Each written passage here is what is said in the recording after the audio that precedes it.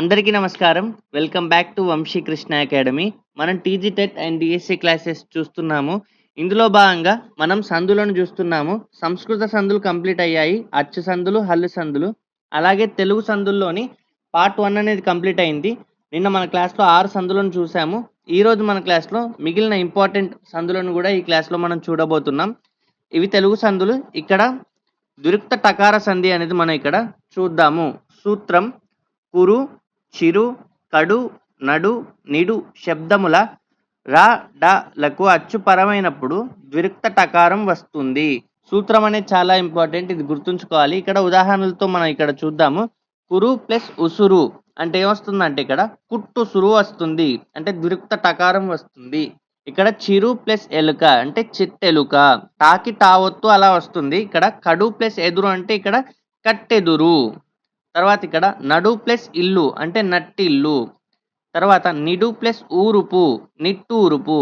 ఇక్కడ మన సూత్రంలో చెప్పినట్టే ఇక్కడ కురు, చిరు, కడు, నడు, నిడు శబ్దంలో వచ్చినప్పుడు డాలకు అచ్చుపరమైనప్పుడే ఇక్కడ మనకి ఇక్కడ ఏమొస్తుందంటే ద్విరుక్త టకారం వస్తుంది. ఈ విధంగా సూత్రం అలాగే ఉదాహరణలు కూడా తప్పకుండా గుర్తుంచుకోవాలి. ఇక్కడ మనం రెండవ సంధి చూద్దాము. ఆమ్రేడిత సంధి.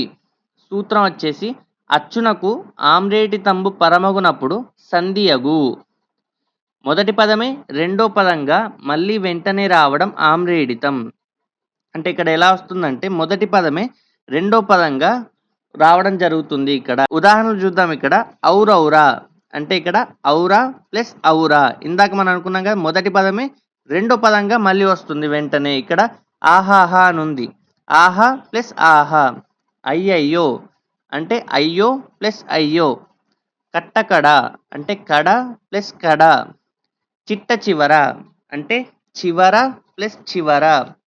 నట్ట నడుమ అంటే నడుమ ప్లస్ నడుమ. ఈ విధంగా మనం ఆమ్రేడిత సంధిని గుర్తుంచుకోవాలి.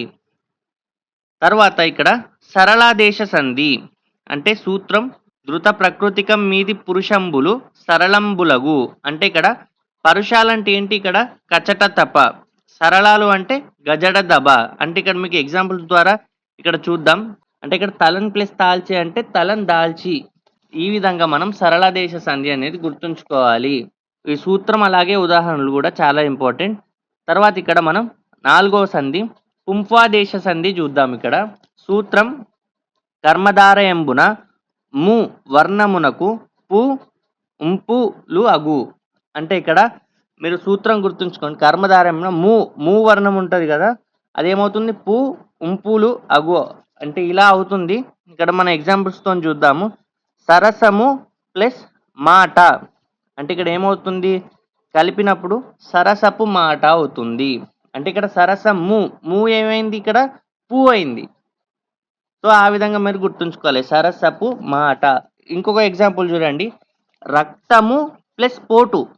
ఇక్కడ ఏమైంది, కలిపినప్పుడు రక్తపు పోటు అయింది. రక్తము అనేది పోయింది కదా, ఈ ము వర్ణం అని పోయి మనకి ఇక్కడ పు వస్తుంది కదా.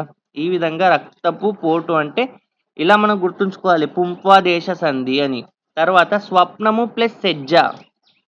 ఏమైంది, ఇక్కడ స్వప్నము సెజ్జ అయింది. ఈ విధంగా ము ప్లేస్లో పు కానీ ఉంపు కానీ వస్తుంది. విపరీతము ప్లస్ కోరిక అంటే విపరీతపు కోరిక. అర్థమైంది కదా. సో ఈ విధంగా మనం పుంఫాదేశ సంధి గుర్తుంచుకోవాలి.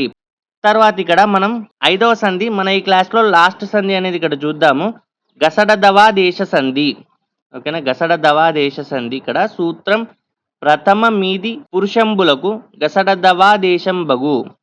మనం ఇక్కడ ఉదాహరణల ద్వారా చూద్దాం. ఇప్పుడు వాడు కొట్టే ఉంది, కలిపినప్పుడు ఏమైందంటే వాడు గొట్టే అయిపోయింది. అంటే ఇక్కడ కా ప్లేస్లో మనకి ఇక్కడ గా వచ్చినట్టు, అంటే కో ప్లేస్లో గో వచ్చింది.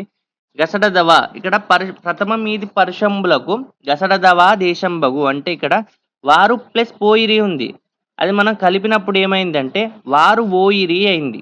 ఈ విధంగా మనం గుర్తుంచుకోవాలి. ఇక్కడ వర్షధార ప్లస్ పోలే ఉంది, వర్షధార ఓలే. తర్వాత ఇక్కడ ఎగ్జాంపుల్ తల్లి ప్లస్ తండ్రులు ఉంది, కలిపినప్పుడు తల్లిదండ్రులు. అంటే తా ప్లేస్లో ఏమొస్తుంది, దా వస్తుంది. కచ్చట తప్ప కదా, ఆ ప్లేస్లో మనకు గసడ దవ వస్తుంది. అన్న ప్లస్ తమ్ములు ఉంది, అన్నదమ్ములు అయింది. కూర ప్లస్ కాయలు ఉంది, కూరగాయలు అయింది. ఓకేనా. కా ప్లేస్లో గా రావడం ఇలాంటివన్నీ మనం తప్పకుండా గుర్తుంచుకోవాలి. ఈ విధంగా మనం ఈ క్లాస్లో 5 సందులను చూడడం జరిగింది. ఇక్కడ ద్విరుక్త టకార సంధి, ఆమ్రేడిత సంధి, సరళాదేశ సంధి, పుంప్వాదేశ సంధి, అలాగే గసడదవాదేశ సంధి. ఈ సూత్రాలు మరియు ఉదాహరణలు కూడా చాలా ఇంపార్టెంట్. మనకు క్వశ్చన్స్ అడగవచ్చు టెట్ కానీ డిఎస్సి కానీ ఎగ్జామ్స్లలో. కాబట్టి ప్రతి ఒక్కరు కూడా తప్పకుండా గుర్తుంచుకోవాలి. ఈ క్లాస్ మీకు యూజ్ అవుతుందని ఆశిస్తున్నాను. ఒకవేళ ఈ క్లాస్ కనుక మీకు నచ్చినట్టయితే ప్రతి ఒక్కరు కూడా ఈ వీడియోని లైక్ చేయండి. అలాగే ఇంకా ప్రిపేర్ అయ్యే వారికి షేర్ చేయండి. ఏమైనా డౌట్స్ ఉన్నా కూడా కామెంట్ రూపంలో తెలియజేయండి. మన ఛానల్ వంశీ కృష్ణ అకాడమీని సబ్స్క్రైబ్ చేయండి. So thanks for watching. Thank you so much.